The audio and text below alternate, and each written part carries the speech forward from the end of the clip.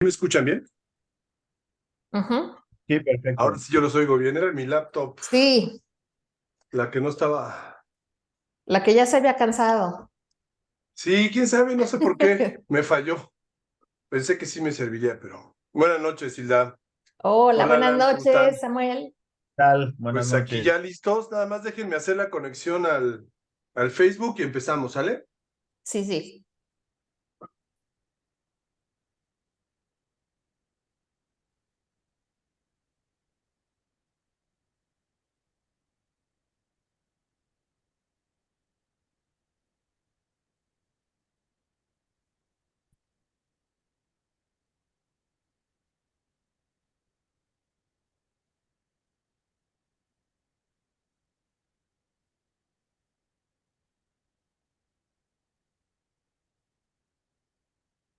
Ahí está entrando.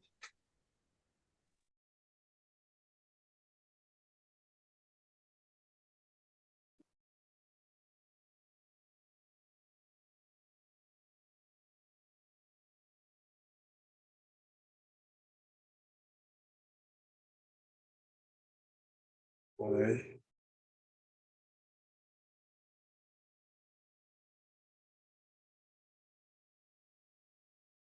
Ahí va.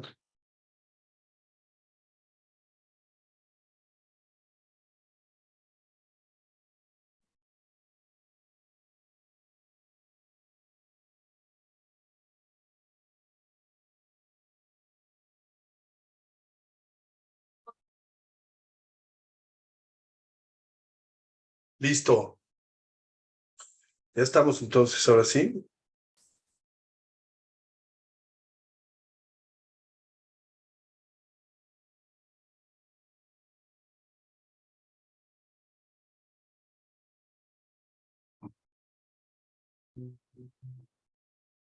Muy bien.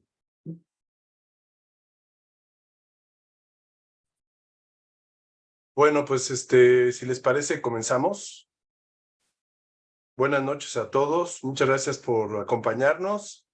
A nombre de, bueno, aquí desde el Departamento de Comunicación de la Ibero, del área académica de posgrados, la maestría y el doctorado en comunicación, especialmente de el curso de otoño 2023 de narrativas periodísticas, a cargo del profesor Alan Amper. Alan, buenas noches, ¿cómo estás? ¿Qué tal? Buenas noches. Muchas gracias, Samuel. Qué Buenas bueno, noches, muchas gracias Hilda. por acompañarnos.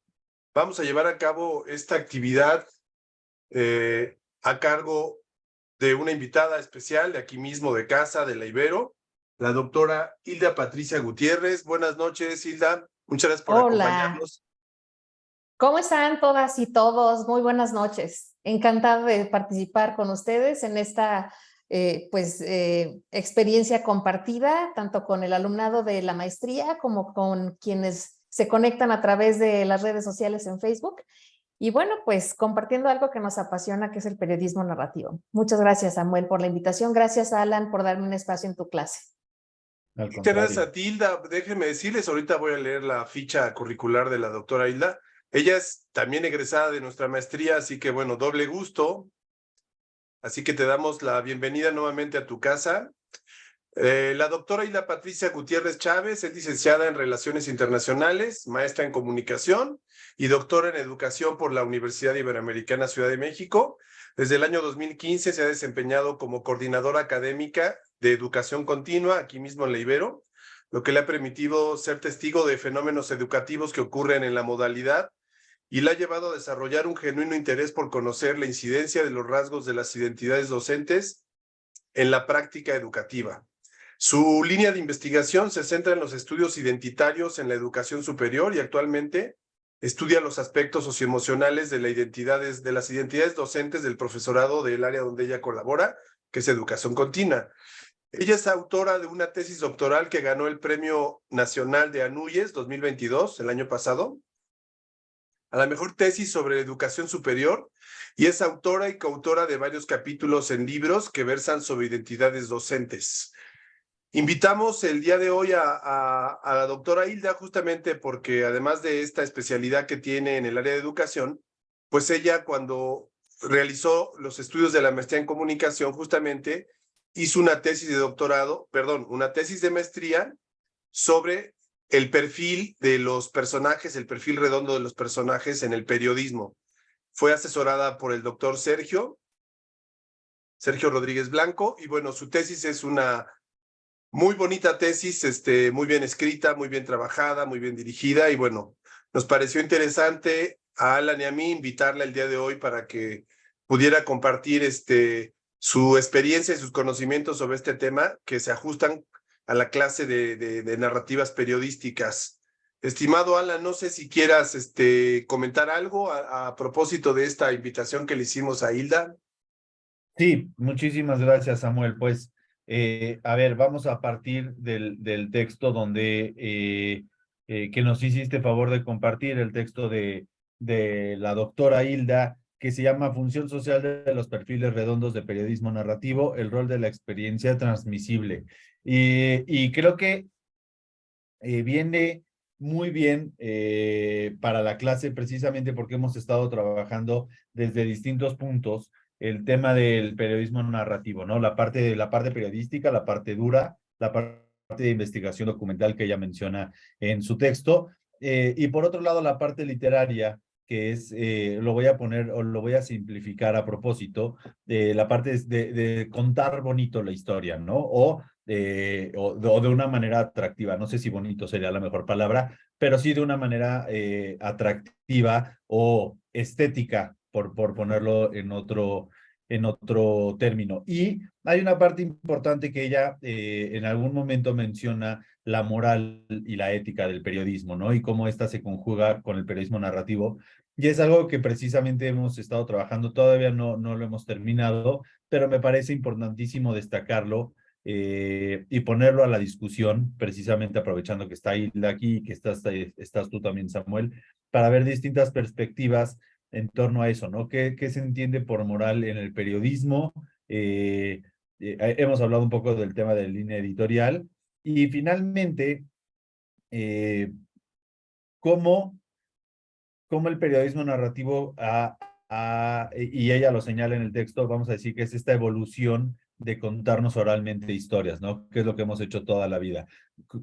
Primero buscar cómo sobrevivir y después contarnos quiénes somos para trascender. Y creo que eso, bueno, pues la plática viene muy pertinente precisamente dada la característica de la materia. Entonces, pues te vamos a ceder la palabra, estimada Hilda, para que tú puedas exponer. Puedes disponer de la pantalla si quieres presentar algo, y pues Sí, será cómo un no. gusto escucharte. Así es, Y con todo gusto. Dime, dime. perdón, antes de que comiences, Hilda, nada más, Ujú. al final hice un par de señalamientos bueno, señalé, pues resalté algunas partes del texto que generaron algunas preguntas, y si los alumnos no tienen preguntas, me gustaría comenzar con eso. Si ellos tienen preguntas, bueno, ya lo revisaremos después. Al final, por supuesto. Gracias. Con todo gusto. Bueno, pues antes de empezar a proyectar la presentación, quiero decirles, bueno, ahí Samuel compartió que yo estudié Relaciones Internacionales, entonces mi licenciatura es internacionalista, pero cuando yo llego a la maestría en comunicación, ustedes saben que el plan de estudios es muy amplio y es muy variado. Pero cuando yo llegué a esta materia de narrativas periodísticas, yo les puedo decir que ahí fue donde encontré lo que realmente era algo que me apasionaba. El tema de la narrativa me lo llevé hasta el doctorado y lo que hice en el doctorado fue recuperar la narración y ponerla como mi estrategia de investigación y mi trabajo de campo para descubrir las identidades docentes que tenemos en el profesorado de educación continua. Entonces yo quiero decirles que esta materia que tienen es por demás maravillosa porque les puede ayudar a recuperar mucho de lo que es el contexto, mucho de lo que son las demás personas, el ser humano, y sobre todo con este enfoque humanista que busca la universidad, pero también recuperar la parte identitaria de quiénes son ustedes, porque ustedes incluso pueden hacer una narración acerca de ustedes mismas y ustedes mismos. Habiendo dicho esto, bueno, y mi tesis fue tanto mi encanto por la materia y por descubrir el periodismo narrativo, que bueno, la tesis se la dediqué justamente a este género periodístico literario. Muy bien, comienzo con mi presentación. A ver, un segundito porque tengo que mover las caritas. Y denme un segundo.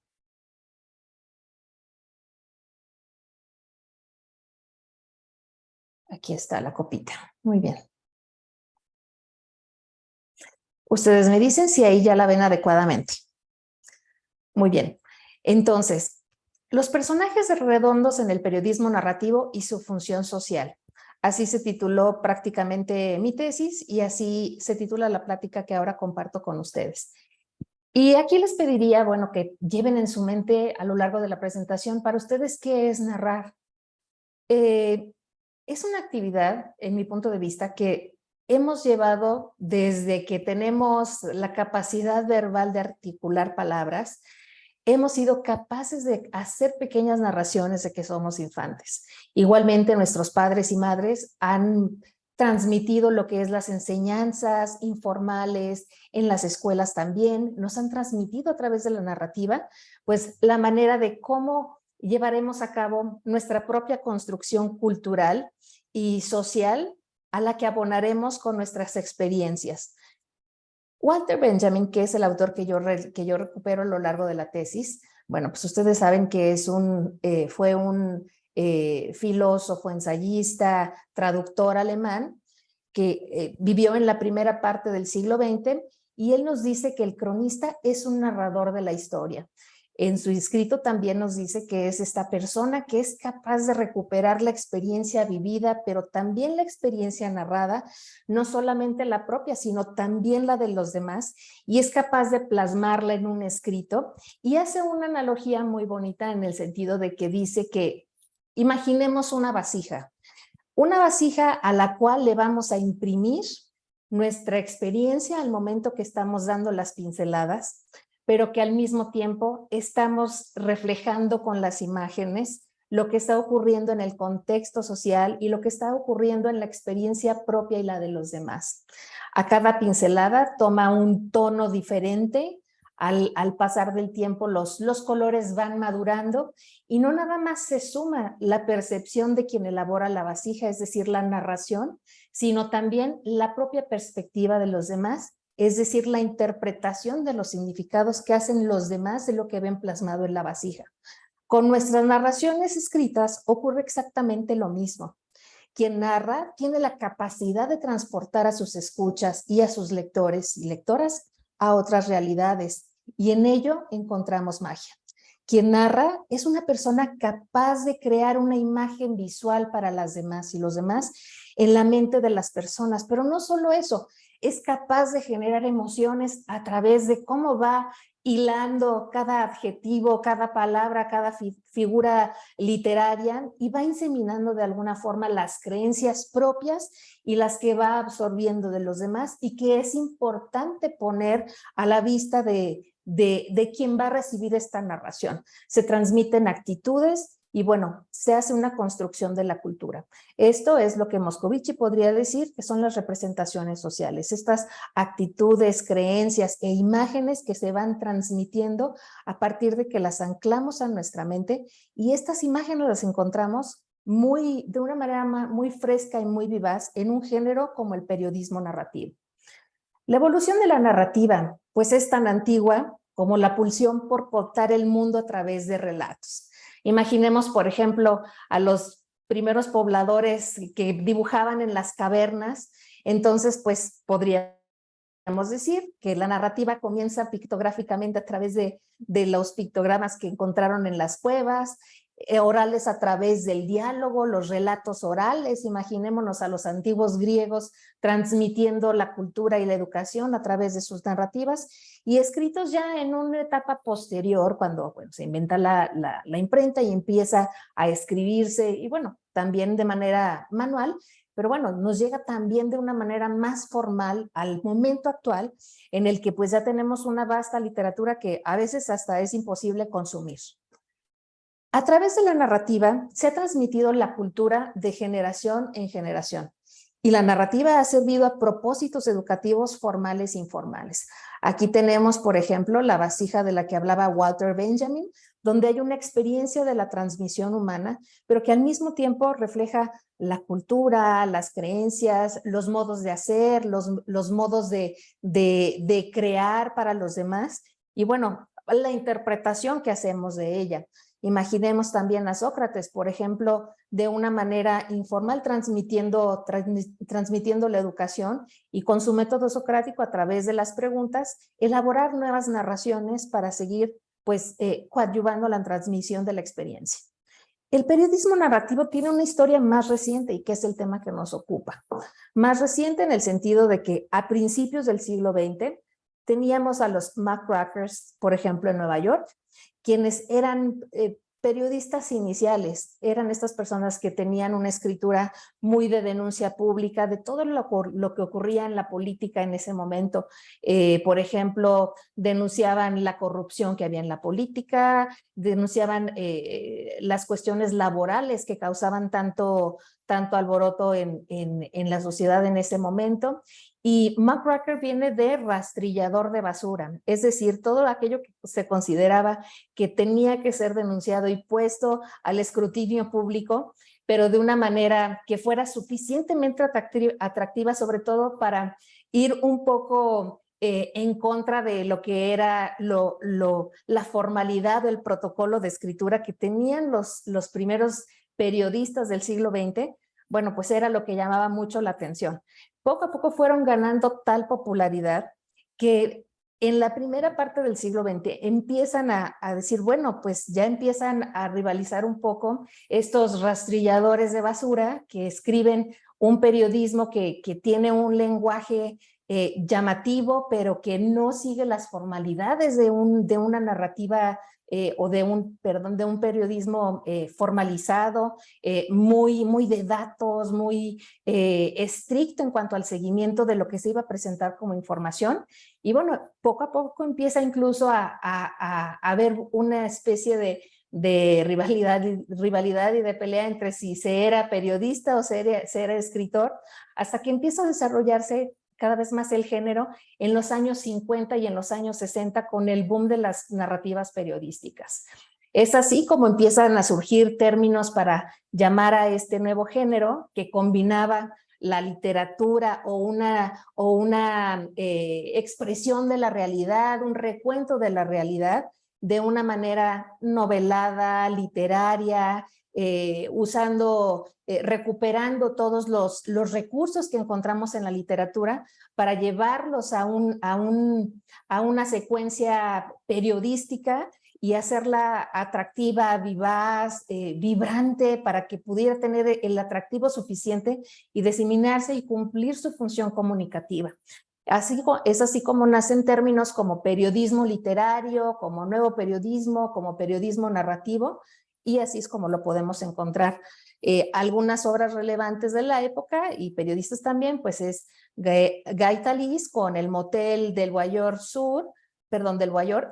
Esta la pueden encontrar, por ejemplo, hay un documental muy bueno en Netflix sobre un debate que hubo respecto a esta obra, porque ustedes han de saber que, bueno, los periodistas narrativos adquieren, como tienen esta doble función de que son periodistas, pero también son escritores, pareciera que hay un halo de glamour alrededor de estos personajes también.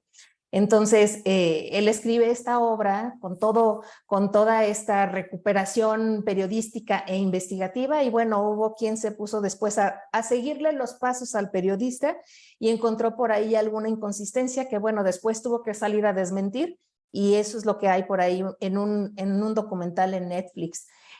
Tom Wolfe es reconocido por darle el nombre de nuevo periodismo a este género literario. Y bueno, algo muy similar que ocurrió más o menos en la misma época es que surge In Cold Blood, a sangre fría de Truman Capote, y al mismo tiempo por allá en Argentina, Rodolfo Walsh saca Operación Masacre, ambas en un género como más policíaco, donde investigaron asesinatos y bueno, pues también ahí hubo quienes le siguieron el paso para ver qué tan verdad era lo que estaban presentando en estas obras. y sobre todo porque en el periodismo narrativo tenemos que tener mucha investigación documental y mucho reporteo para que podamos soportar o respaldar todo aquello que estamos afirmando de una manera novelada, pero que estamos afirmando que es verdad, que es una historia real. Y bueno, pues aquí nos preguntamos qué es el periodismo narrativo. Recupero una cita de quien acabamos de mencionar hace un momentito más, que es del doctor Sergio Rodríguez Blanco, porque déjenme contarles que pues él fue mi profesor en esta materia por allá del 2011 y él dirigió mi tesis. Y él decía, el periodismo narrativo es como una fotografía en movimiento. Pero fíjense, cuando decimos como una fotografía en movimiento, pues no podemos pensar en una fotografía con filtros o no podemos pensar en una fotografía hecha por inteligencia artificial o algo hecho o solicitado por ChatGPT. Pensemos en una fotografía hecha de tipo analógico, que tiene las características originales o reales de lo que se capturó con esa cámara. Y a partir de ello le damos todo ese movimiento a partir de narrar, de escribir cada uno de los detalles y sumarle ese pedazo de experiencia humana propia que le va a dar una personalidad a esa narración. Entonces, esta es una analogía muy bonita que me parece y muy pertinente que usó Sergio en su momento. Y bueno, la quise recuperar aquí para ustedes. Un momentito de la propia clase que tuve yo con él. El periodismo narrativo, a ver, déjenme mover esto porque no me deja ver. Ok, pues como les decía, tiene una historia más reciente. Y miren, esto que les decía, pareciera que había, y sobre todo lo digo en pasado porque no me parece que sea algo vigente, pero en los años 50 y 60, que era cuando tuvieron el boom, estas figuras que eran escritores, pero también eran periodistas, se volvían celebridades. Entonces, aquí tenemos a Truman Capote y quise recuperar esta fotografía con Marilyn Monroe porque, pues para mostrarles un poquito de que gozaban de esta cierta celebridad. Tom Wolfe, el que recupera o teoriza también acerca de qué es el periodismo narrativo o el nuevo periodismo y lo pone a disposición de aquellas personas que quieran incursionar en el género. Bueno, pues aquí vemos su portada en el Time, Guy Talís, hablamos de Rodolfo Walsh allá en Argentina y vemos también por aquí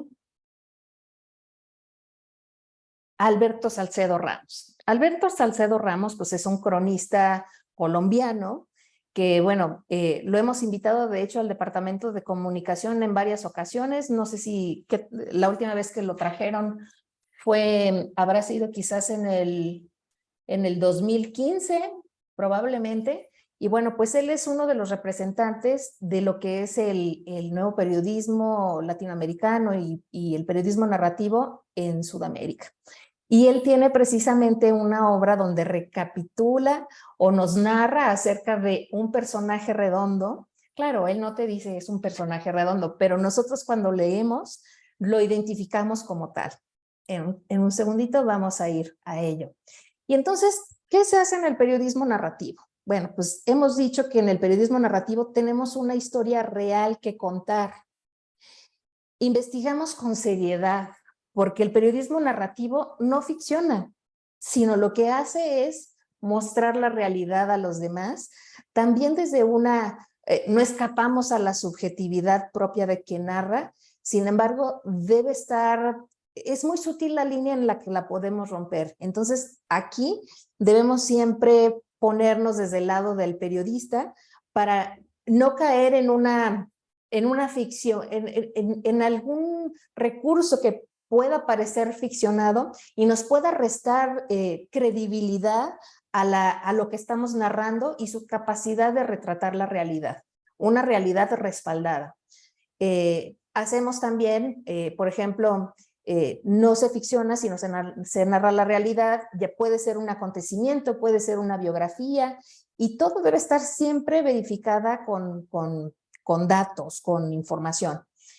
Aquí tenemos, por ejemplo, a Laila Guerrero, que es también una periodista y escritora argentina que se ha dedicado también a teorizar y al igual que otros autores argentinos que ahorita les voy a mostrar, se han dedicado a elaborar manuales y a decir cuáles son los elementos y cuáles son estas características que debe, o los pasos que debe tener un escrito de periodismo narrativo. ¿Cuál es como nuestro plan de trabajo si queremos escribir algo? Entonces Laila nos dice, pues primero hay que preparar la historia, es decir, ¿qué es lo que quieres contar?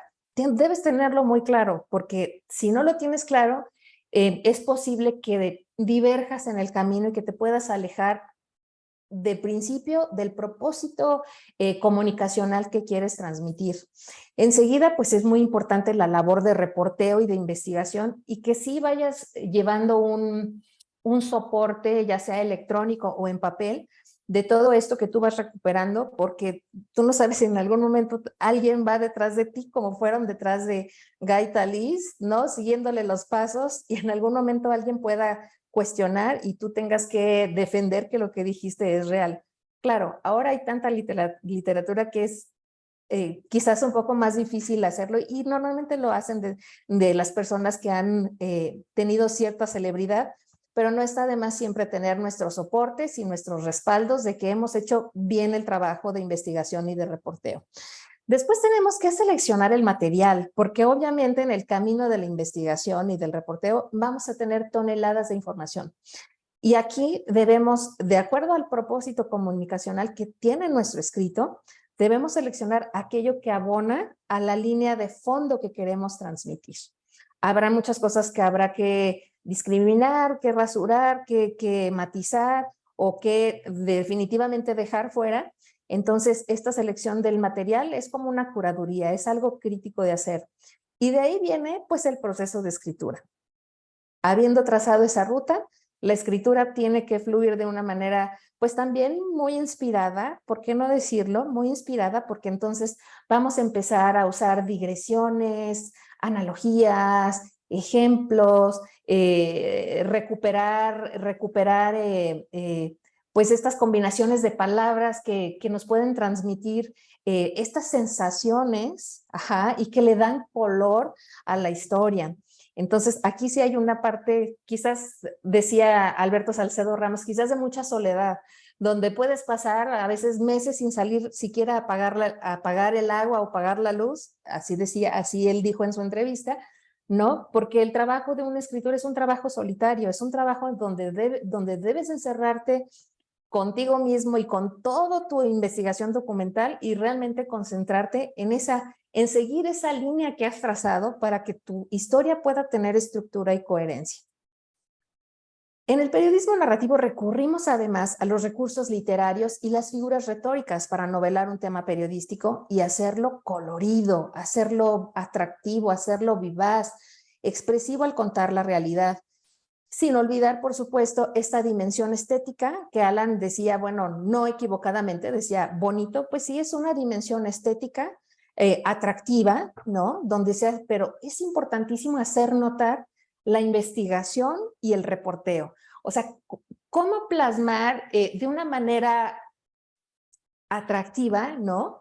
Y donde también le digas al público, no de una manera como tan directa, pero que sí se note el tejido que estás haciendo, de que tu investigación tiene todo este soporte y que le hace tener seriedad tanto al texto como a quien lo escribe. Y bueno, aquí la parte ética pues es importantísimo, porque es así como en la fotografía se puede caer muy fácil en la tentación de quitar un elemento de una fotografía con Photoshop y bueno, y luego la metes a concursar y después alguien te siguió los pasos y entonces muestra el antes y el después de la fotografía y pierdes un premio, ¿no? Esto es un ejemplo de la vida real. Entonces, lo mismo pasa, recapitulando o retomando la definición que decía Sergio Rodríguez Blanco, que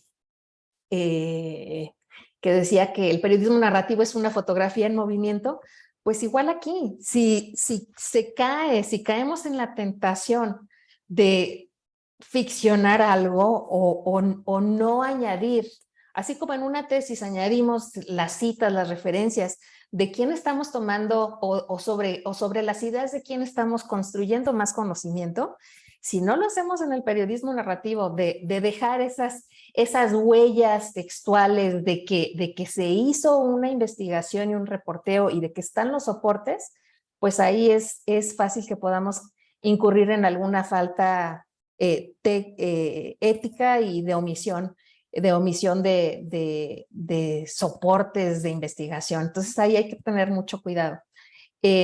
Martín Caparrós, este otro escritor y periodista argentino que les comentaba, junto con Laila Guerrero, bueno, él dice que además es el uso de la primera persona en el periodismo narrativo, lo cual, bueno, es cuestionable porque en realidad podemos ubicar la cámara en el ángulo desde cual vamos a narrar. No necesariamente tiene que ser la primera persona. Incluso cuando narras en tercera persona, el narrador o la narradora siempre está implícito en el texto. Entonces, lo que dice Martín Caparrós es que es imposible no abandonar la primera persona, aunque la hiciéramos pusiéramos el foco de la narración en otro lugar, en otro ángulo para tomar la fotografía, siempre está la primera persona, ya sea textual o implícitamente en el texto. Y bueno, la actitud del periodista respecto al tema que va a narrar, pues también es importante y es algo que se deja ver. Ahí hay que ver, la ética también atraviesa esta parte porque ahí nos hace cuestionarnos si vamos a ser neutros o a favor o en contra de cierta temática que se quiera abordar. Bueno, y los personajes redondos, ¿en qué momento hablamos de ellos? Bueno, pues llegó el momento. Los personajes redondos son estos personajes que son un elemento también que se retoma de la literatura. Y como les decía, no es que no te van a decir, los autores no te van a decir, este es un personaje redondo, sino nosotros lo descubrimos a través de todas estas características que somos capaces de detectar en un texto cuando lo leemos. Un personaje redondo lo vamos a detectar incluso para quien no ha tenido una formación de una clase de periodismo narrativo y conocer estos aspectos teóricos, vas a ver que es un personaje redondo por todo lo que le va a causar en términos de reflexión, en términos de emoción, en términos de discusión. Son personajes que de alguna manera generan dicotomías y que generan debates. ¿Debates de qué tipo? Bueno, pues debates de tipo de planteamientos de dilemas morales, porque estos personajes son dinámicos y al ser dinámicos esto los hace complejos, pero también los hace contradictorios, pero también son los héroes a la vez que los villanos. Realmente no puedes decidir, es muy difícil decidir si es un héroe o es un villano. Tienen múltiples aristas de personalidad que los vuelve exquisitamente ricos de caracterizar. Entonces, así es como los podemos nosotros identificar. Ahora, ¿y por qué son importantes? ¿Qué función social cumplen? Bueno, por un lado, yo lo que vi cuando hice este estudio en mi tesis, yo usé 3 técnicas. Usé la investigación documental, el análisis de textos y la entrevista al autor. Y lo que pude ver al final de todo esto y en las conclusiones, y por eso el título de la tesis, es que los personajes redondos cumplen la función social de que encarnan un fenómeno social. Es por eso que quien hace la narrativa, el periodista narrativo, los observa y dice, sí, verdaderamente esto está ocurriendo en la sociedad y esta persona que se vuelve un personaje para el narrador está absorbiendo como si fuera una esponja esa sintomatología social que lo hace tan complejo y lo está manifestando en una manera de ser, de proceder y en una realidad que co-construye con las personas que están en su alrededor. Normalmente los escritores buscan, obviamente, estas personas que son muy relevantes o famosas, porque eso les permite también crear referentes comunes con el público lector, ¿no? ¿Quiere decir que solamente se hacen historias de periodismo narrativo con personajes famosos? Pues no necesariamente. Podemos decidir hacer a lo mejor una historia de periodismo narrativo con una historia quizás no tan como flashy, sino puede ser una persona como cercana, pero bueno, ahí hay que tener mucho cuidado, sobre todo porque sí, en efecto, tiene que reflejarse el fenómeno social, esta sintomatología que se absorbe dentro del personaje y que lo refleja a través de estas conductas y de qué manera las vamos a narrar para que tengan cierta lógica y la gente pueda, el público pueda sentirse atraído por esta lectura. Y el ejemplo que les traigo es justamente de Alberto Salcedo Ramos, que es en su libro El oro y la oscuridad, la vida gloriosa y trágica de Kit Pambelé. Aquí les dejo la portada. Él es un periodista y escritor colombiano que resumió la vida de Antonio Cervantes en una crónica de 3 años en su libro.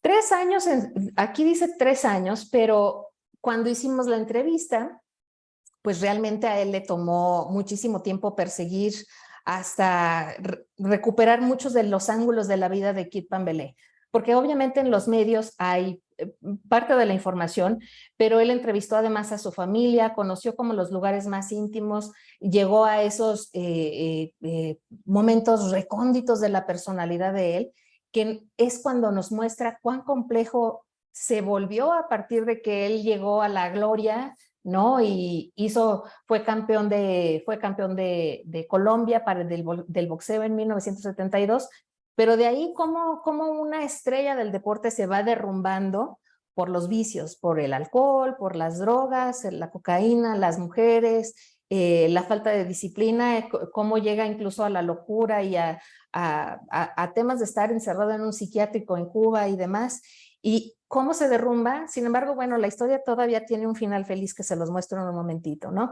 Entonces, estas historias de personajes donde hay picos de vida en los que están en la tierra y en la pobreza y después se encumbran en la fama y en la gloria y después vuelven a bajar y después vuelven a subir, eso también es un síntoma que vemos frecuentemente en los personajes redondos. Entonces, si me permiten, puedo proyectar algo muy cortito de 1 minuto para decirles por qué pues, es una historia feliz. A ver. Sí, Ya. adelante, por favor. Muchas gracias. Nada más le doy clic, ¿verdad?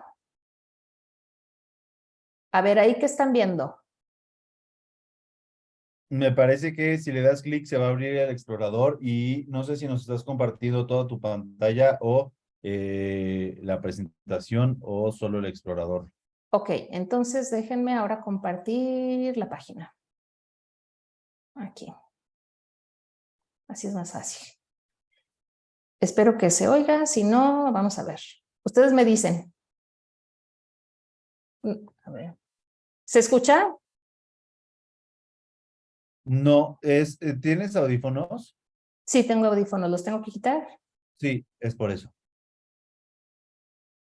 Sí, a mí me pasa seguido en clase también. Y no, no se escucha. A ver, déjenme ver si... De- configuración del video. Configuración del video, audio. Audio.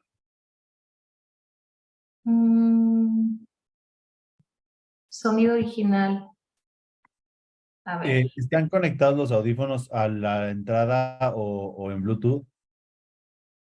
Ya los desconecté. Siguen sin escuchar todavía, ¿verdad? Sí. Dice Tania que tienes que descartar compartir pantalla. Ok, ya dejé de compartir pantalla. Según yo nada más tenía que poner...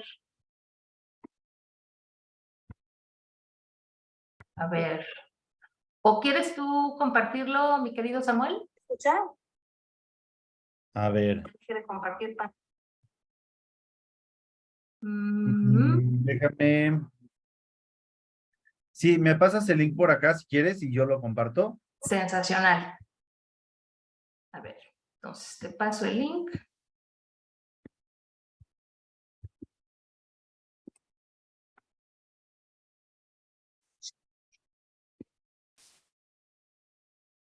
A ver, mi presentación.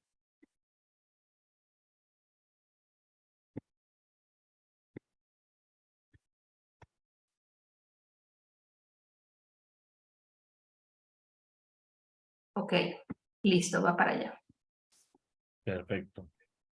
A ver, chat.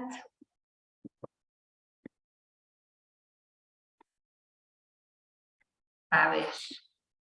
Listo. Y... Perfecto.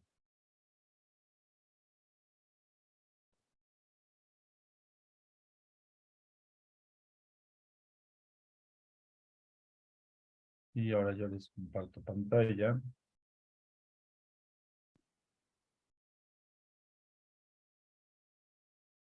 Y avísenme si no se escucha, por favor.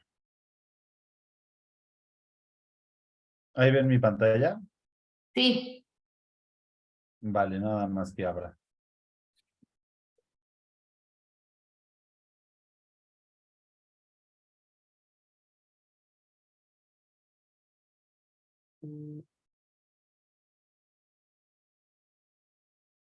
Izquierda, una derecha, una izquierda, se cayó el campeón mundial.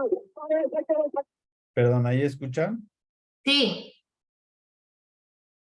Perfecto.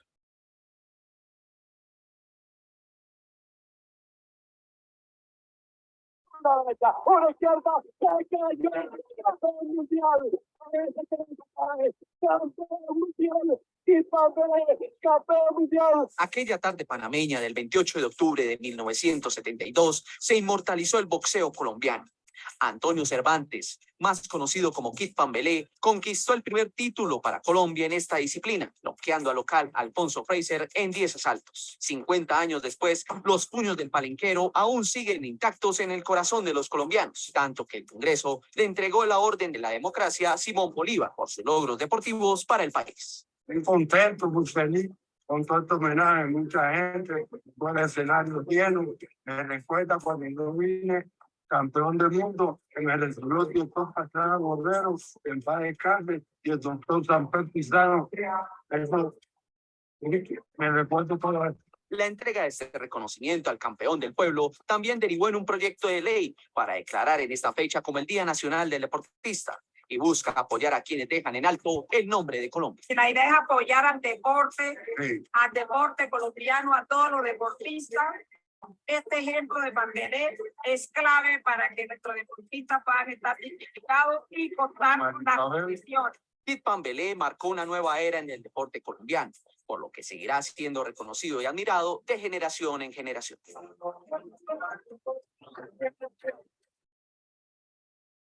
Perfecto. Izquierda, una derecha, una izquierda. Perdón. Se volvió a activar. Sensacional. Muchas gracias. Ahora, No. un favorcito más, mi querido Alan o Samuel, quien esté compartiendo.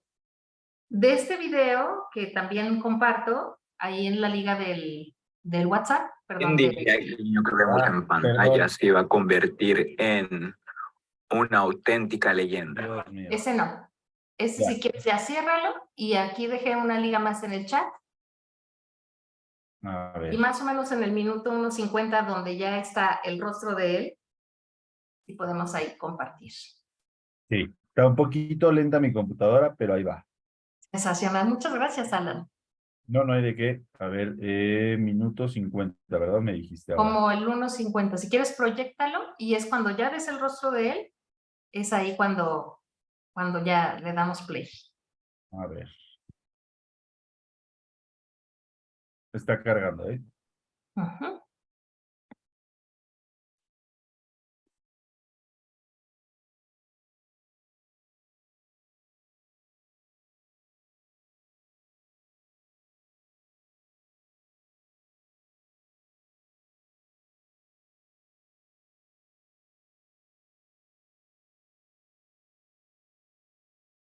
Esas cosas, ¿no? Cuando uno está en clase y demás, o una presentación es cuando más se traba la computadora.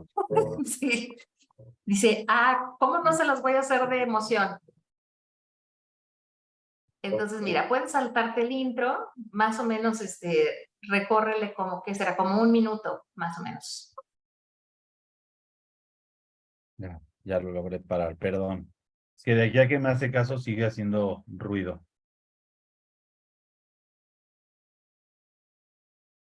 Pero bueno, les decía que la historia tenía un final feliz, porque bueno, pues ya vimos que ándale, ahí medito, ahí ponle, si quieres ahí ya ponle play. Bueno, vemos esta parte del video y ya les cuento. Ahorita no quisiera cortarme de esa pelea, porque estoy ahorita luchando contra el problema este que tengo yo.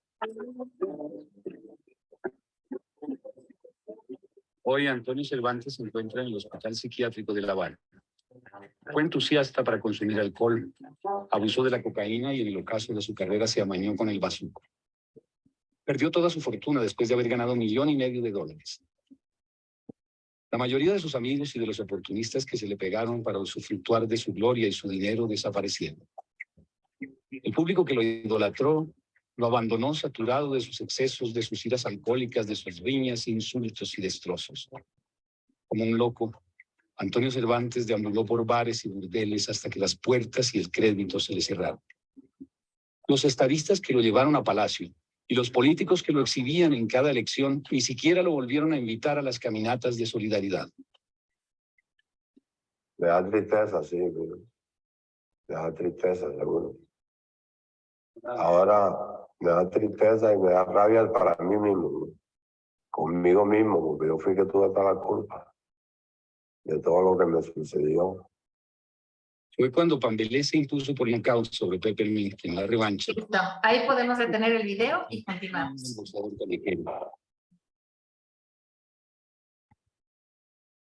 Listo. Sensacional. Ok, ahora comparto mi presentación.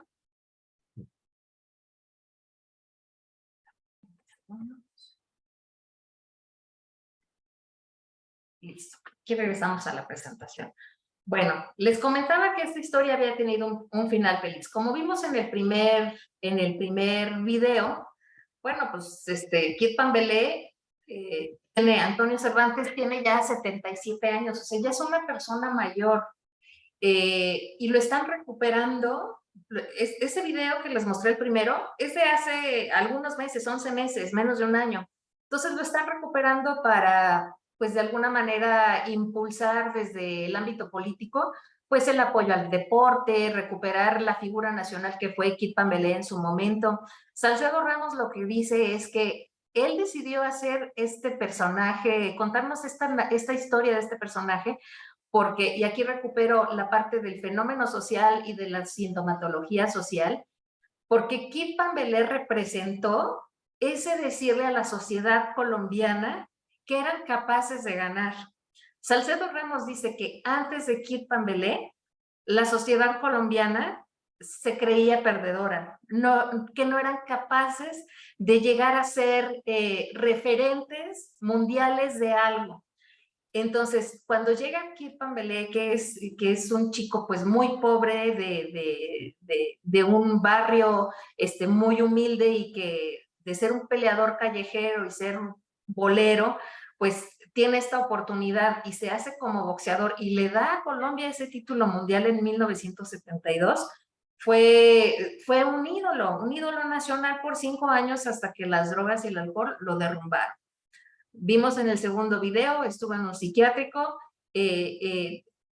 todas las personas que de alguna manera estaban con él le dieron la espalda, no se supo de él por muchos años, en el segundo video se ve que ya está rehabilitado, aunque se le ven los estragos por un lado, pues de una vida de excesos, ¿no? Y aparte la edad, pero bueno, lo rescatamos porque justamente estos contrastes de luz y de oscuridad son los que hacen que detectemos que hay una sintomatología social de que, bueno, pues con poca educación, porque pues él realmente al ser tan pobre no tuvo una educación formal, entonces al tener tan poca educación, pues obviamente el tener tanto dinero de un momento a otro, pues lo hizo perder el piso y no saberse administrar sustentablemente en su vida, en sus recursos materiales, y bueno, pues que lo llevaron hasta un psiquiátrico y destrozó su familia, porque obviamente se le hizo una personalidad absolutamente desequilibrada y todos estos matices, pero al mismo tiempo su familia lo amaba muchísimo,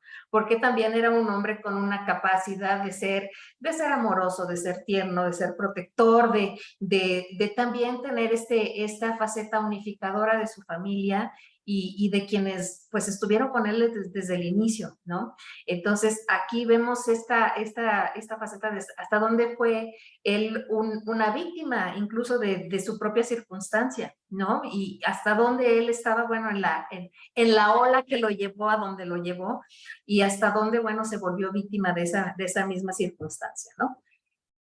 Ahí están los videos, ya los vimos. Y entonces de repente digo, pues pensemos en un ejemplo. Si yo quiero pensar en un ejemplo actual, pues a mí me viene a la mente que pues a lo mejor Elon Musk puede ser alguien que bien puede ser un personaje redondo. Otro que me viene a la mente puede ser, por ejemplo, pues nuestro presidente, ¿no? Tiene por ahí, puede suscitar muchos debates sobre a favor o en contra si es luz u oscuridad, o Elon Musk también, ¿no? Una de las 100 personas más influyentes del mundo, ¿no? Hasta dónde es el héroe y hasta dónde incluso algunos lo consideran villano, ¿no? Y con todas estas cosas que sabemos de las biografías de los dos, entonces aquí, ¿por qué creemos? Yo creo que son personajes redondos.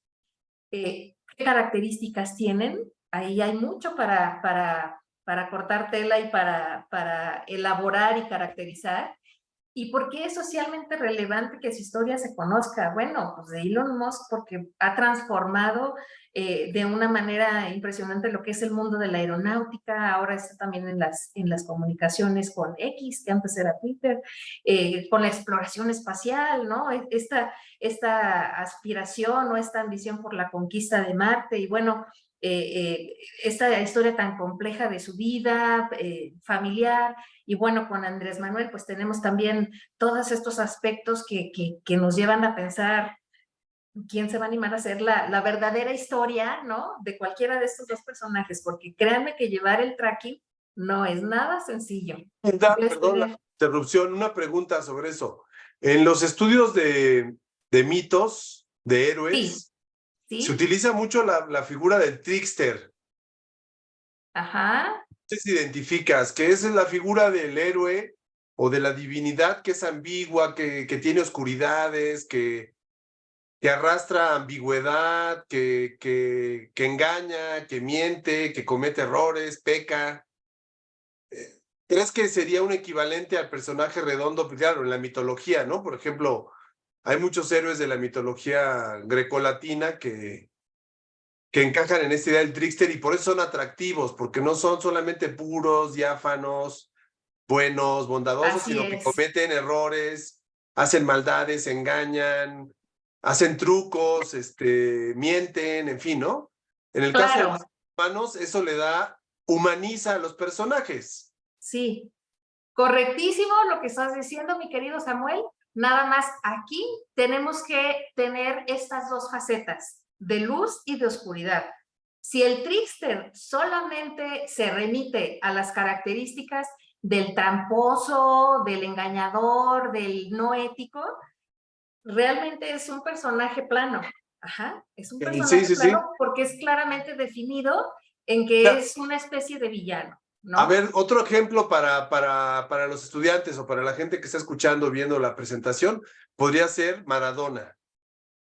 Por ejemplo. Un ejemplo de aplicación de la categoría de trickster para la reflexión de un héroe contemporáneo, ¿no? Ya murió, pero bueno, es de nuestra época, que son los claroscuros, ¿no? Por un lado, mucha virtuosidad atlética en el fútbol, pero también mucha picardía, doble juego, engaño, todo este tema de su adicción a las drogas. Julio César Chávez puede ser otro ejemplo, en el box mexicano. Bueno, en fin, es larga la lista, pero es muy interesante esta idea del personaje redondo. Así es, así es. Es complejo, pero es súper atractivo. Y entonces aquí, bueno, perdón, la pregunta final es, ¿te atreves a escribir? Es una aventura que te va a llevar algunos años de la vida si lo vas a hacer en serio. Así que es una aventura de vida también. Y bueno, aquí como pregunta final yo digo, pues, ¿quién cumple la mayor función social? ¿El personaje redondo o el narrador que lo revela?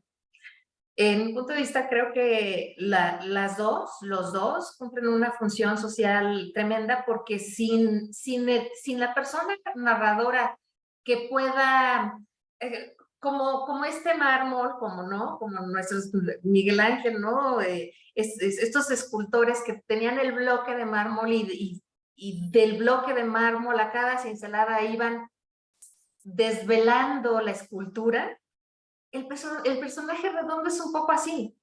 O sea, a cada golpe de pluma, por así decirlo, van revelando la obra de arte, la escultura que es ese personaje que se ha complejizado y que se han revelado todos estos aspectos que tiene, pero eso caerá totalmente en la pericia y en el compromiso, en la responsabilidad y en la ética que tenga el escritor diagonal periodista, que tenga una total pasión y un amor por su arte y que tenga esta capacidad de responsabilidad para con la sociedad, de hacer un trabajo bien hecho, bien investigado, bien narrado, con este tema de la estética narrativa, y poder revelarnos ese personaje que nos va a enseñar algún aspecto de la sociedad que a lo mejor no hemos visto y que nos va a meter en la reflexión pues un poco también como tema educativo, ¿no? Como si viéramos las noticias, pero de una manera más amable, más estética y que a lo mejor nos entra de una manera más directa a la psique y a la emoción, porque nos está tocando también las emociones. Y bueno, pues básicamente es lo que quería yo compartirles, algo que a mí me tocó y que me apasionó y que, bueno, pues agradezco mucho la oportunidad de venir a compartirlo. Y bueno, para quienes les guste enterarse más, no sé si a lo mejor Alan ya les haya compartido esta página, Crónicas Periodísticas de WordPress.com. Ahí hay una recopilación de pequeñas crónicas y periodismo narrativo de, como pueden ver, de casi todos los países de Latinoamérica. Aquí nos dice que hay más de 660 crónicas, más de 270 autores. Entonces, yo le di una explorada a la página y de verdad hay cosas desde muy breves hasta algo más largas, y ahí se pueden dar como un ejemplo de cómo escriben en otros países, quiénes están escribiendo. La lista de escritores y escritoras es enorme. Entonces se pueden dar ahí una miradita de por dónde les gustaría a ustedes empezar a escribir, si es que esta materia les ha enamorado tanto como lo hizo conmigo. Muchísimas gracias. Estoy lista para sus preguntas. Adelante. Muchas gracias por la charla. No sé, le cedo la palabra a Alan para que conduzca la conversación contigo. Aprovechemos esta invitación a los estudiantes para preguntar, para comentar, para sugerir. Adelante, Alan. Perfecto, muchísimas gracias, Hilda. Qué interesante. Antes de que yo genere algunas preguntas, ver si alguien tiene algún comentario o alguna pregunta para abrir la conversación, o si empezamos con alguna de las cosas que yo preparé. ¿Nadie tiene preguntas? ¿Comentarios? A ver, venga, Tania. Y luego José Luis. Adelante, Tania. ¿Que dice que José Luis primero? ¿Sí? Que no se oye, dice. No te escuchamos, Tania. Tienes que abrir el micro. Puedes abrirlo ya por tu propia cuenta. A ver, Tania, intenta. ¿No te deja? A ver, déjame ver si... Si no, ponle en el chat, ¿eh? Puedes Ya. escribir ahí tu... Ahí está. Es que justo estaba deshabilitado el chat y el micrófono. Sí, no sabía cómo comunicar que no podía. Sí me escuchan, ¿verdad? Ya? Sí, claro. Bueno, sí, ya.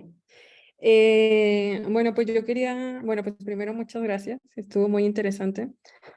Yo creo, tengo como comentarios, ¿no? Me parece muy interesante, es algo que hemos visto a lo largo del curso, cómo O sea, varias cosas que dices. Bueno, de cierta forma hemos visto en el curso, y creo que tal vez yo por mis propios intereses he hecho como más énfasis en ello, como en estas, digamos, similitudes o encuentros de las narrativas periodísticas y el documental. Incluso, ay, no me acuerdo cómo se llama esta cronista argentina que también pusiste, que también... ¿Ayla Guerrero? Ajá, Ana.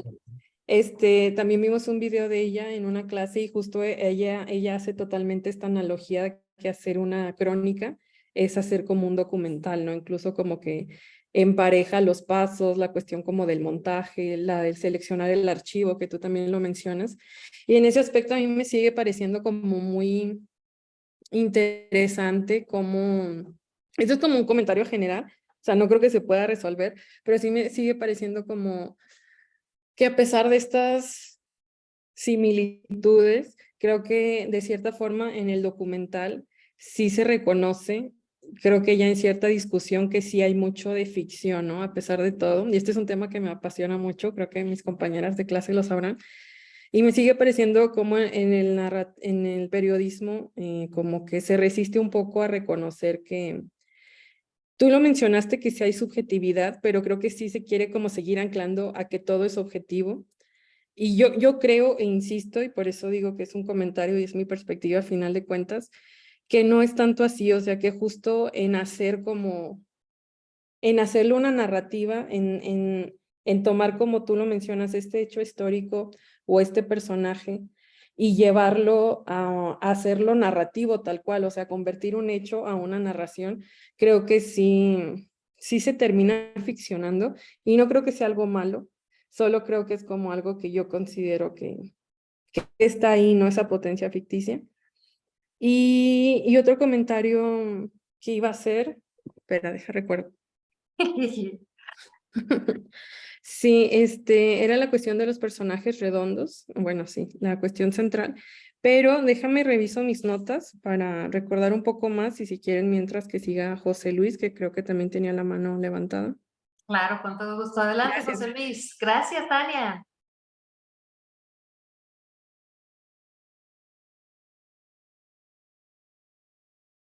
Ay, se nos salió.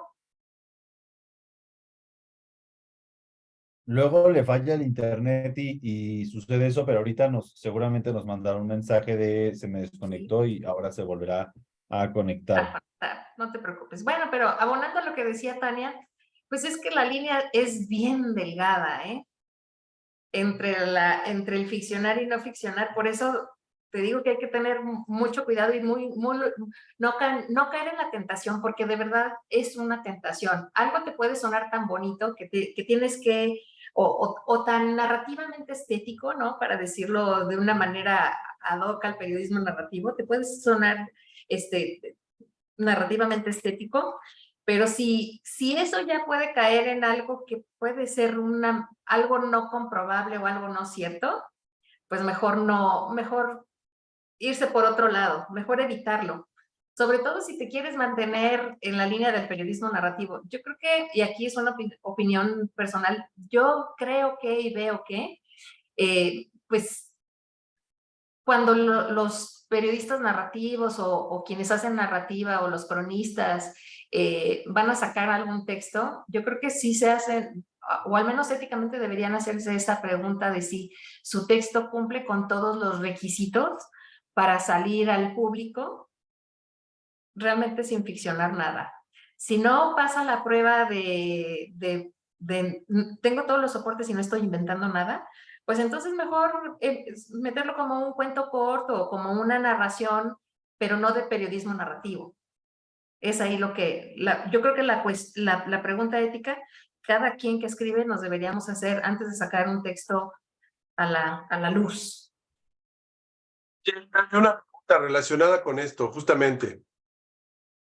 Adelante, Samuel. Sí, pues mira, yo hice el doctorado en letras modernas acá en la Ibero hace varios años, ¿no? Y siempre desde la comunicación, leyendo la literatura, siempre he tenido un poco la idea, revisando el periodismo y la crisis en ciencias sociales, en sociología se habla de la crisis de intermediarios, ¿no? De los mediadores.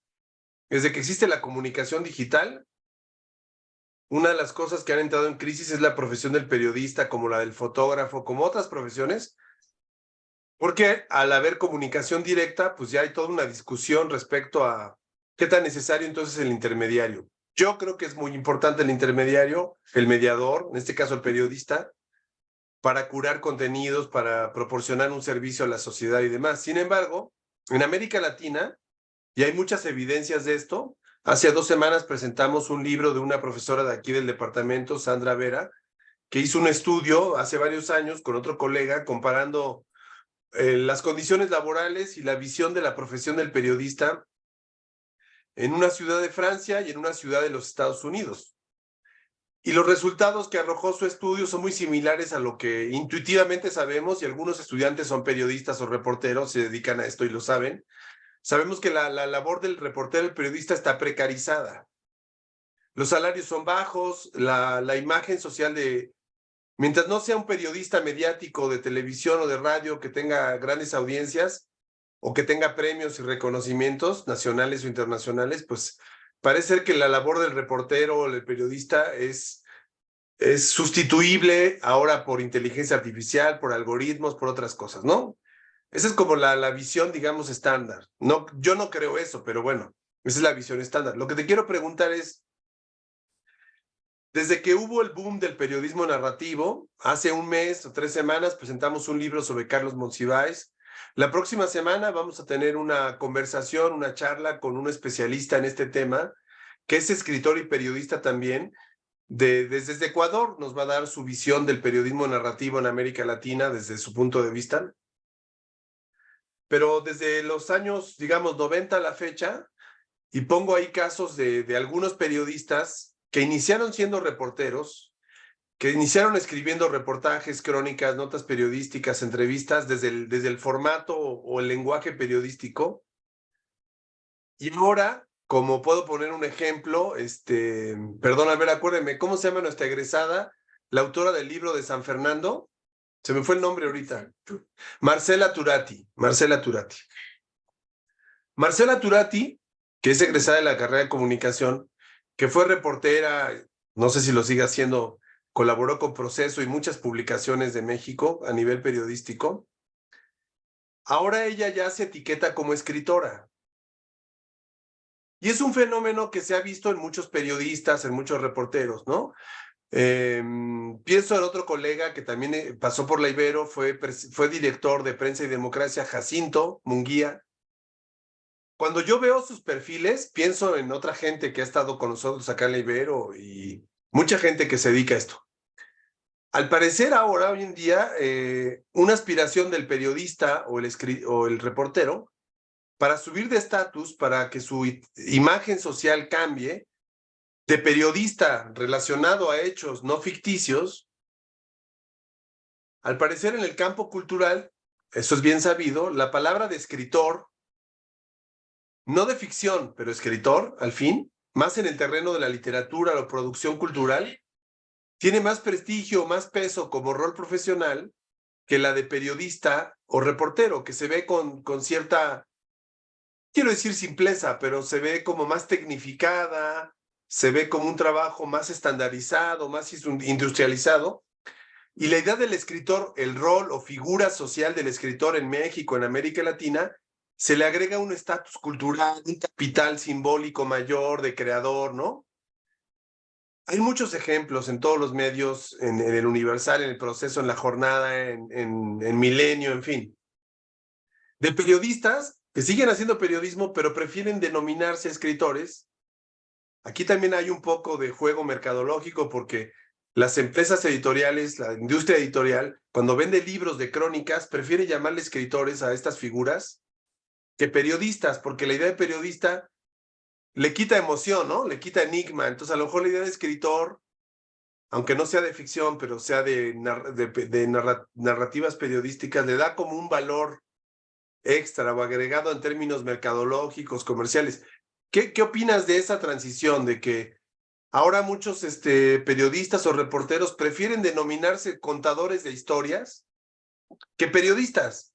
Parece ser que el periodismo tiene una un sello, una imagen, una etiqueta, un estereotipo que como que encorseta demasiado el trabajo de alguien que hace narrativa periodística. Y me gustaría ahí escuchar tu opinión desde el ángulo teórico que has trabajado. Pues mira, Perdón. Samuel y Antes de- compañeras. ¿Es para mí o para Alan?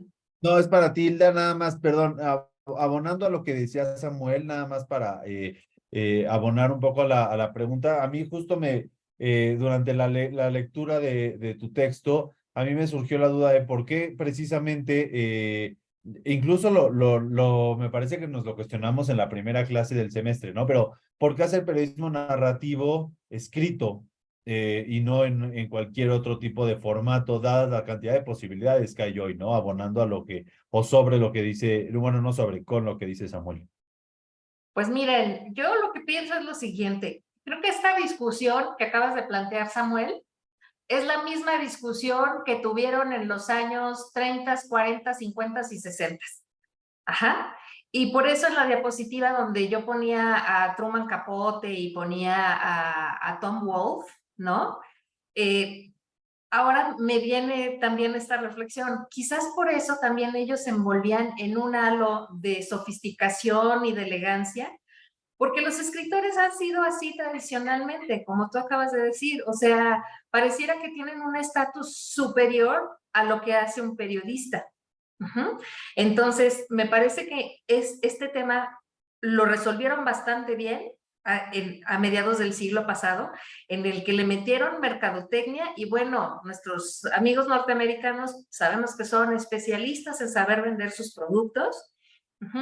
Entonces supieron vender muy bien, venderse muy bien en cuanto a esta doble dimensión de periodistas, escritores, y crearon todo el concepto alrededor.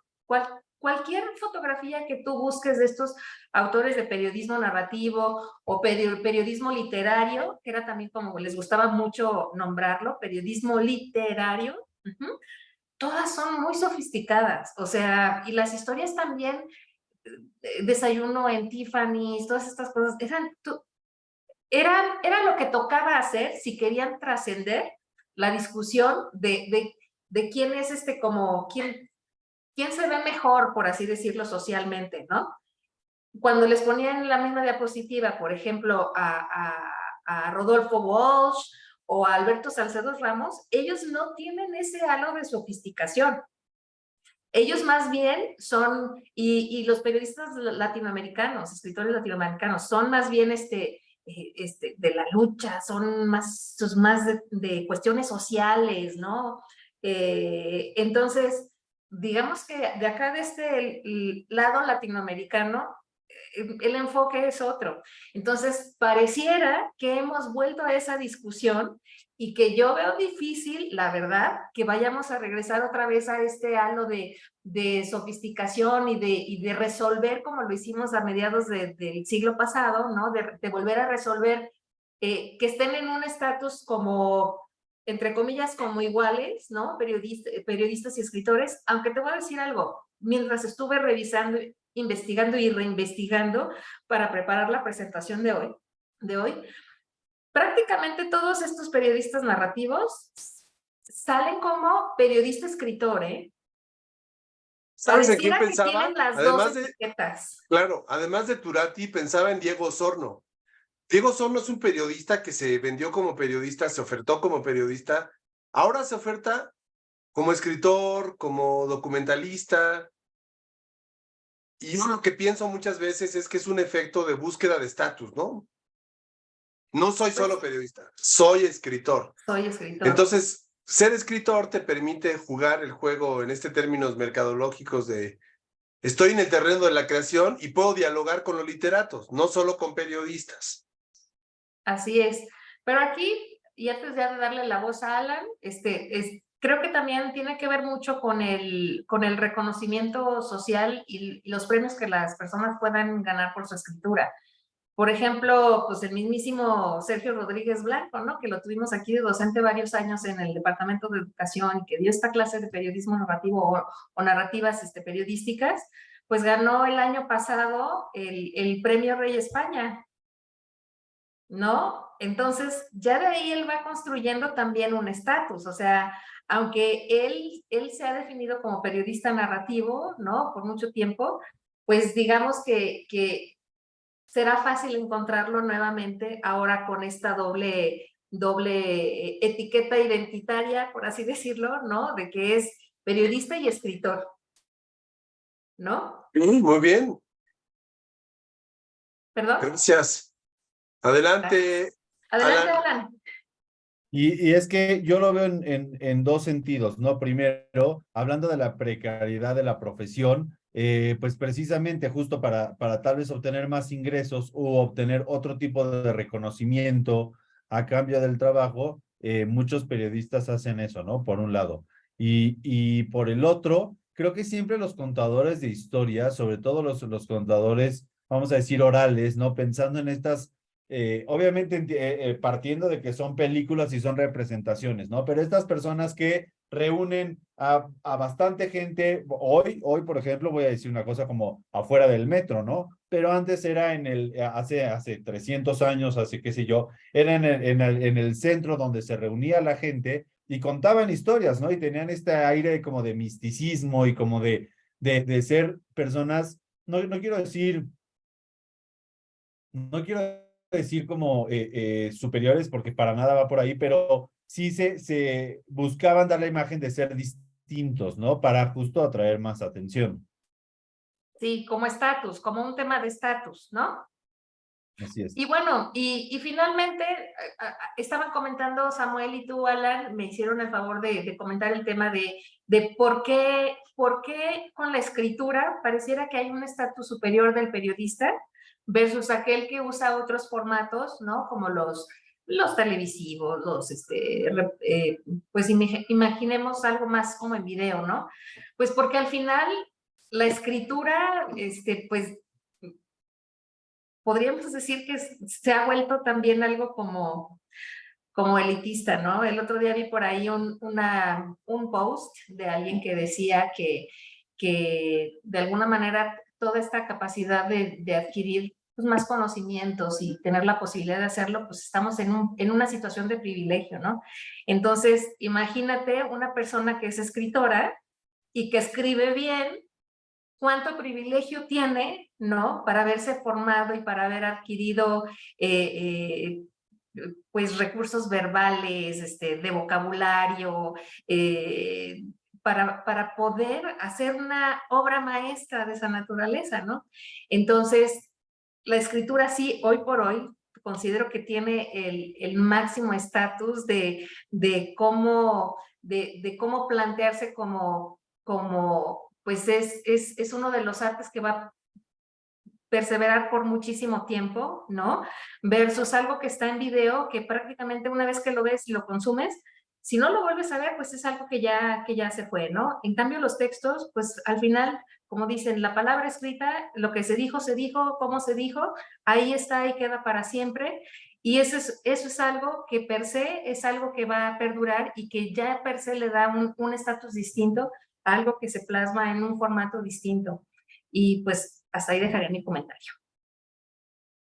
Qué ironía, ¿no? Que la escritura podría decir que es la base de otro tipo de formatos, ¿no? Porque para hacer un guión necesitas escribirlo, e irónicamente es el que menos prestigio, creo, desde mi opinión, es la corriente, vamos a decir, o el tipo de periodismo menos prestigioso, ¿no? Porque es al que menos accede gente, hablando del privilegio de la lectura y de la escritura, ¿no?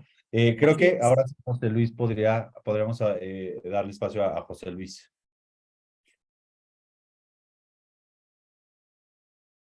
Adelante, José Luis, antes de que te nos vayas otra vez. ¿Lo escuchas, José Luis? ¿Puedes abrir tu micrófono por ahí? Ahora sí ya se puede, es que estaba ¡Perfecto! intentando desde hace como 20 minutos y no se podía. Adelante, Ya. José Luis. Lo que quería preguntar es sobre el asunto de los personajes redondos. Entiendo que pues así uno se toma la tarea de intentar elegir un personaje con esas características con la intención de que sea lo más, pues esto, complejo, que encarne fenómenos sociales, que los lectores se enfrenten cotidianamente y todo esto, puede servir para que al menos de alguna como atención a ciertas como a ciertas fórmulas o ciertas formas de construir personajes y narraciones puedas hacer una narración eficaz, pero estaba pensando en que con frecuencia cuando queremos hablar de algo no tenemos esta como pues esta oportunidad de elección, o sea, porque finalmente o sea, y esto sobre todo cuando lo que estamos eligiendo no es tanto el personaje, sino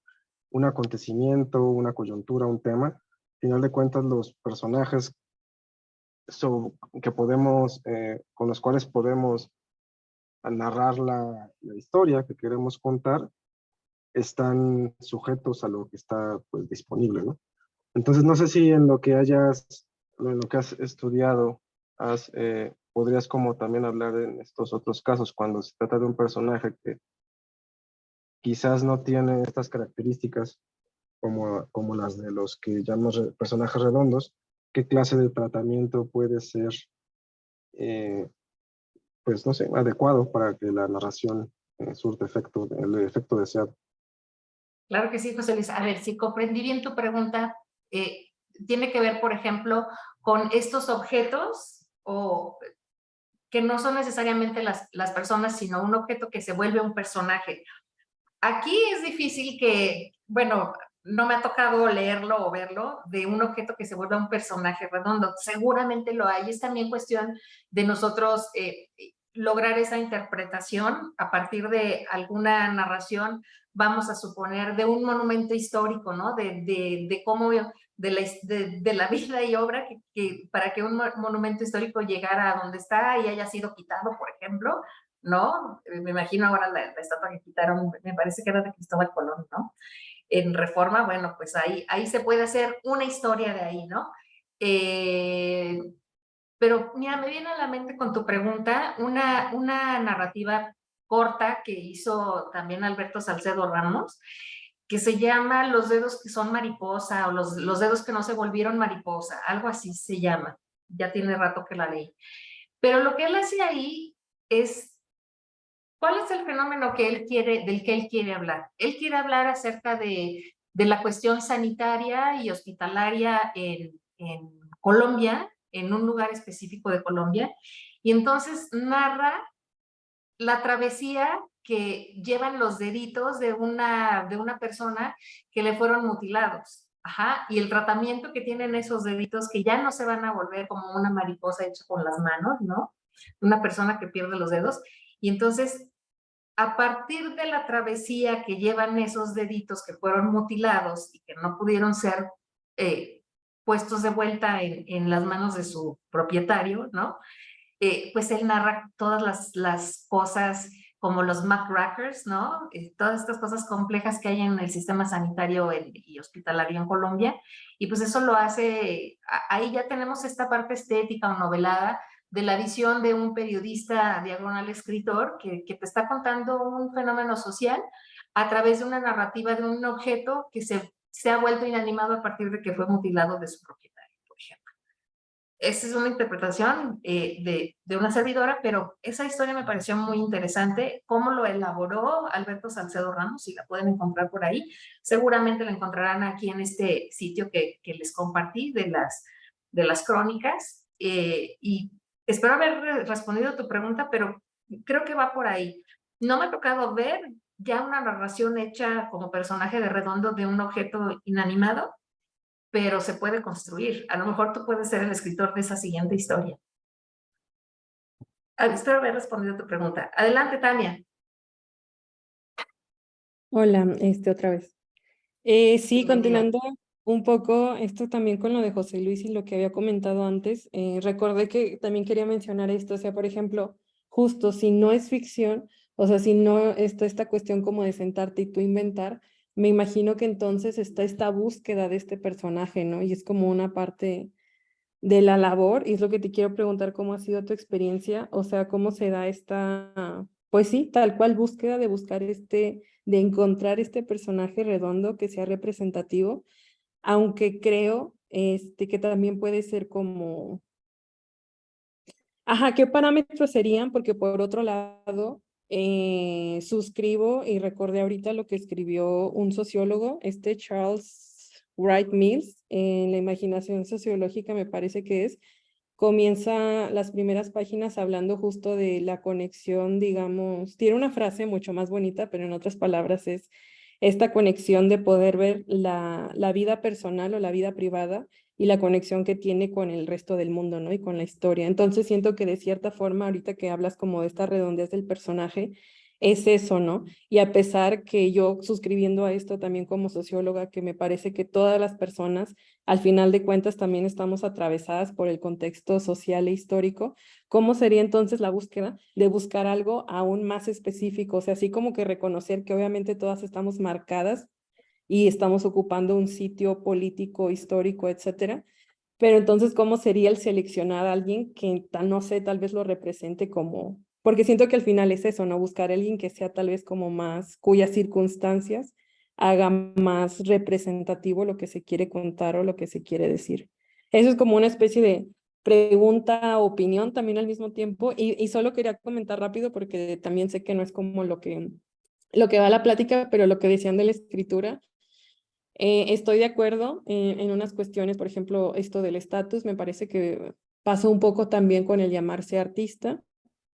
Solo yo quería decir desde mi perspectiva como mujer, y como mujer que ha sido pues varias veces renegada del campo artístico, del académico, etcétera, yo sí me llamo escritora, yo no me llamo periodista porque no estudié periodismo, creo que soy escritora que en algunos momentos ha hecho periodismo, pero tal cual no es mi profesión, pero desde mi postura política y desde mi vivencia como mujer, reclamar el llamarnos escritoras, aunque no tengamos como un libro publicado por cierta editorial, etcétera, es como muy, muy importante.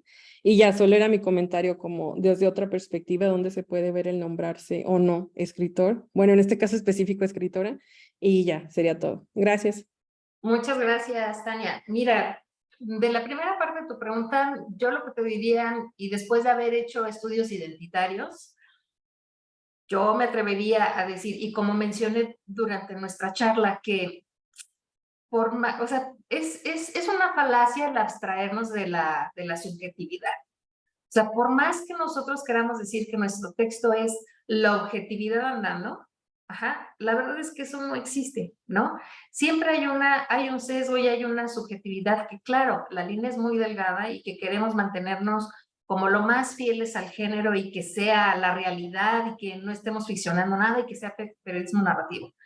Pero con base en esta subjetividad que nos atraviesa, ¿no? Como bien también apuntabas tú, pienso que el personaje que tú en algún momento decidas esculpir como un personaje redondo, va a ser alguien que incluso toque en algún aspecto tu propia identidad. Porque para poder lanzarte a hacer esa aventura, tiene que ser esa aventura de investigación y reporteo y después plasmarlo en un escrito que pueda ser valioso, ¿no? Y que pueda a lo mejor alcanzar cierta visibilidad, ¿no? A los parámetros que ahora tenemos, ¿no? Sí creo que debe ser un personaje suficientemente atractivo para ti y que algo te resuena con tu identidad para que puedas apasionarte lo suficiente y poder llegar a ese nivel de compromiso que el personaje redondo te va a pedir. Ajá. ¿Cuál es? Ahí también es una conversación contigo misma. Puede llegar a ocurrir el caso en que a lo mejor sea algo totalmente al revés, ¿no? Que a lo mejor pueda ser un personaje que te cause tal aversión, ¿no? Que es alguien que se separa totalmente de lo que tú tienes la creencia o el conocimiento de que es tu identidad o una de tus identidades, ¿no? ¿no? Porque cada cachucha que tenemos a lo largo de la vida y a lo largo de nuestra cotidianidad, pues es una pequeña identidad, o una subidentidad con la que vivimos. Puedes a lo mejor separarte e irte al otro extremo, alguien con quien absolutamente no te identificas. Al final de la aventura vas a descubrir muchas cosas, que a lo mejor quizás no había tal desidentificación como pensabas en un inicio, o puede ser que reafirmes que en efecto hay más afinidad y hay más identificación de lo que tú pensabas. Y aquí no estoy hablando ni de bien ni de mal, simplemente de que nosotros per se, los seres humanos, aunque no lo mostremos al exterior, somos personas complejas. Claro, unas más que otras, pero en este trabajo de introspección nos podemos dar cuenta de que nosotros mismos tenemos todas estas aristas que pueden ser llevadas a la luz si hacemos alguna autobiografía. Y en el caso de que no sea así, bueno, pues entonces a lo mejor nos vamos a quedar como un personaje plano. ¿Cómo escogerlo? Yo creo que es una pasión y una pulsión, pero habrá algo de tu identidad que resuene con esa persona que deseas retomar para hacer una narrativa periodística o una crónica periodística. Y bueno, pues ahí será muy interesante cuál será ese propio descubrimiento, porque tú descubres el personaje como narradora, pero también te descubres a ti misma en ese viaje narrativo en el que estás haciendo algo para ti, algo para el personaje, pero también algo para la sociedad.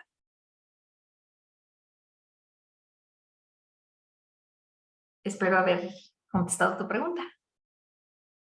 Sí, muchas gracias. Solo diría brevemente, sí, de hecho me resuena muchísimo con al final de cuentas como lo que propone tanto una metodología cualitativa, incluso como una metodología feminista, que es como validar, como que sí es válido y es incluso como un móvil que te interese una historia, o en este caso una historia, en el caso de antropología, sociología, pues un caso de estudio, etcétera, un fenómeno social que te interese a partir de que te mueve, ¿no? O sea, que te reflejas en ello y que te puedes encontrar en esas otras personas o en esa otra persona.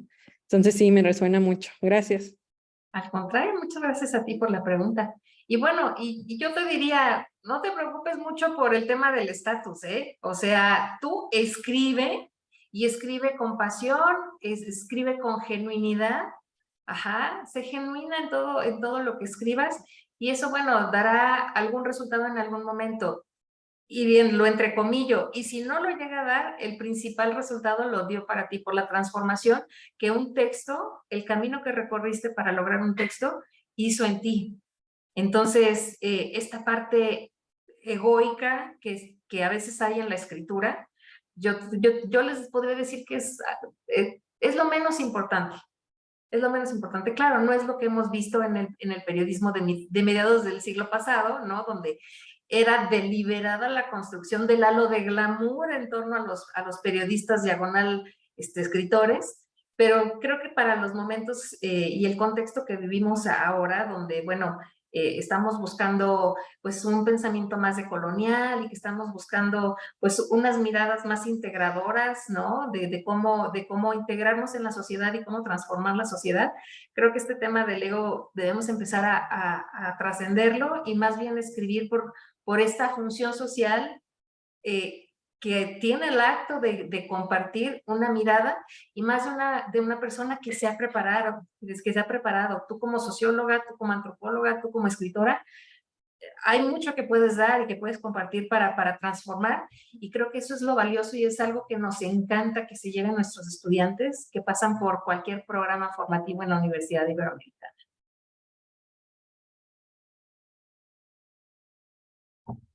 Excelente. Bueno, pues no sé si Alan o alguien más quiera comentar algo, preguntar algo, si no, ya para despedirnos.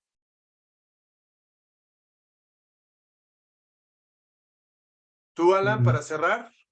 Sí, pues, ay, perdón, con todo y gallito. Sí, a ver, creo que con lo que a mí me gustaría cerrar y la parte que le da sentido, al menos para mí, al periodismo narrativo, y que es algo que he intentado transmitir a los alumnos hasta ahora, que es la parte de esta función social, ¿no? Independientemente de cuál sea nuestro propósito, que sí haya una función social de generar, al menos yo lo veo así, ¿no? Cada quien va a entender, obviamente, por generar un cambio positivo. ¿Qué se entiende por positivo? Cada quien lo va a entender diferente, por supuesto, pero creo que eso es para mí la función trascendental, ¿no? Del periodismo narrativo, es generar estos, al menos, si no el cambio per se, sí la reflexión o sí la crítica en el sentido de ser críticos, no de criticar algo, ¿no? Creo que para eso es lo principal. Y lo segundo que no quiero dejar de lado, o no voy a dejar de lado para próximas clases también para los alumnos, es la parte de la moral y la ética en el periodismo, ¿no? Porque justo qué bueno que ahora lo mencionabas, y un poco para ponerlo en contexto como mundial, pues qué podría ser o cómo son distintos un medio tradicionalmente occidental con un medio ruso, o un medio del Medio Oriente, o un medio chino, ¿no? Un medio indio. Obviamente cada uno con sus cosas, pero creo que solo desde las diferencias culturales es que la moral es absolutamente distinta, ¿no? Entonces, hablar de una moral periodística me parece que es imposible. Creo que podríamos hablar de muchas morales periodísticas. No sé si pudieras comentar algo al respecto, y ya con eso yo cierro, pero muchísimas gracias. Gracias, Alan. Pues mira, ahí intervienen, pues, por un lado, el desarrollo moral que tiene el propio escritor o escritora, diagonal periodista. Si tienes a un periodista narrativo, así lo voy a decir, que tiene un desarrollo ético-moral, como diría Kohlberg, que es este psicólogo norteamericano, digamos, en una etapa muy inicial, por así decirlo, para no usar el tecnicismo, ¿no? Pues te podría decir que el tipo de narrativa que va a hacer, pues va a tener una tendencia y va a tener un sesgo que a quienes ya están en etapas de desarrollo moral más avanzado, más filosófico, más de la búsqueda del bien común, pues obviamente lo van a encontrar precario, básico, o ni siquiera apto para ser consumido por más personas que de alguna manera puedan mal guiar el pensamiento social, ¿no? Entonces, eso por un lado, tiene que ver mucho, la escritura, el tema de la ética tiene que ver mucho con el desarrollo ético-moral en el que se encuentra quien escribe, pero por otro lado también el desarrollo ético-moral de quien recibe la narración, por la interpretación que le va a dar y cómo lo va a transmitir a las demás y a los demás. La narración no se queda nada más en el texto. La narración se vuelve viva cuando alguien la lee y la retransmite a los demás. Y le va a imprimir, o sea, le va a imprimir su propio sesgo. O sea, si yo leo, por ejemplo, yo leí lo del Kilpan Belé porque, bueno, lo tenía que analizar para mi tesis, ¿no? Pero si yo se los platico, se los voy a platicar ya con una mirada personal y con un sesgo de aquello que me resultó lo más relevante. Y ahí va a quedar plasmado cuál es mi desarrollo ético-moral. Si yo además después quiero hacer un resumen de ello y rescato lo más importante, ¿no? A lo mejor para compartir una clase, ahí va a quedar plasmada pues esta parte identitaria de desarrollo ético-moral mío, y bueno, seguramente quedará también parte de lo que el escritor dejó y que yo haya sabido plasmar adecuadamente en ese resumen, por ejemplo, ¿no? Y aquí cuando decías, Alan, ¿hasta dónde la reconstrucción de los hechos a través de la memoria hay ficción? Híjole, pues yo creo que sí puede haber. Es por eso que a veces es complicado hacer una autobiografía, ¿no? Porque pues el recuerdo a veces va cambiando a lo largo de los años. Lo que recuerdas cuando tenías 5 años a cuando lo recuerdas ya cuando tienes un desarrollo distinto en cuanto a madurez y desarrollo ético-moral, lo vas a ver de una manera diferente. Entonces, yo creo que sí. Yo podría decir que creo que sí hay algo de ficción, aunque no una ficción deliberada que puedas decir, esto es no ético, simplemente lo recuerdas diferente a un nivel psicológico y tienes que ser responsable de hasta dónde lo vas a compartir como para dar alguna lección de manera informal, ¿no? ¿Cómo lo compartes con los demás? ¿Cómo lo llevas a la luz? Creo que ahí es donde también interviene esta parte ética de qué compartes, cómo lo compartes, con quién y con qué nivel de difusión, por así decirlo, ¿no? Que sea constructivo, básicamente eso. De acuerdo, incluso ya llevándolo a un plano todavía más filosófico en el que José Luis podría adentrarnos mucho más, ¿y quién es el periodista para dar o no lecciones, no? Pero bueno, eso ya esa ya da para mucho más de discusión. Exacto. Así es. Exactamente. Pues si ya no hay más comentarios o preguntas, creo que es buena hora para despedirnos. Pues en primer lugar, agradecerle a la doctora Hilda Patricia Gutiérrez que nos haya acompañado el día de hoy. Muchas gracias por tu tiempo, Hilda. Fue muy aleccionador. Creo que se cumple muy bien el objetivo de esta charla. Y pues gracias por compartir así con ese espíritu didáctico que tienes para aclarar tus ideas. La verdad fue muy clara la manera en que lo expusiste y bueno, se agradece y además, bueno, ya estás fuera de tu horario de trabajo, hiciste un esfuerzo por quedarte aquí solo de simpatía y solidaridad, así que bueno, te agradecemos mucho este tiempo que compartiste. Le proporcionaremos a los estudiantes tu correo, tú estás Sí, aquí por todos los supuesto. días, así que si alguno quiere acercarse o proponer algo o plantear algo contigo, pues les haremos llegar tu correo electrónico. Y pues muchas Claro que gracias a sí. todos, a nombre ya está aquí en el chat de Zoom, el correo de Hilda. A nombre del área académica de posgrados del Departamento de Comunicación y de la materia de narrativas periodísticas, les agradecemos. Alan Amper, muchas gracias. A todos los estudiantes también que se conectaron y a las personas que verán este material. Pues les deseamos buenas noches y muchas gracias, Hilda, nuevamente por compartir estos conocimientos.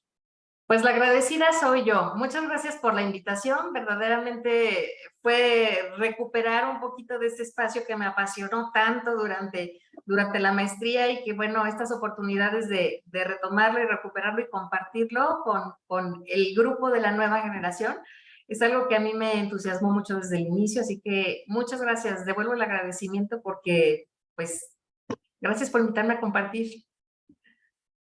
Gracias, Hilda. Pues que descanses. Buenas noches a todos. Gracias, Alan. Gracias. Al contrario. Gracias, Tania, José Samuel, Abraham, Fer, José Luis, Gracias, Natalia, que descansen. Jimena. La próxima semana Gracias, tendremos Alan. Gracias, la Samuel. siguiente. Hasta luego. Gracias, Hilda. Buenas noches. Igualmente, Gracias, gracias. buenas noches. Tendremos la próxima charla el próximo jueves desde Ecuador. Muy bien, Alan. Buenas noches. Gracias. Gracias, nos vemos. Buenas noches. Que descansen. Igual.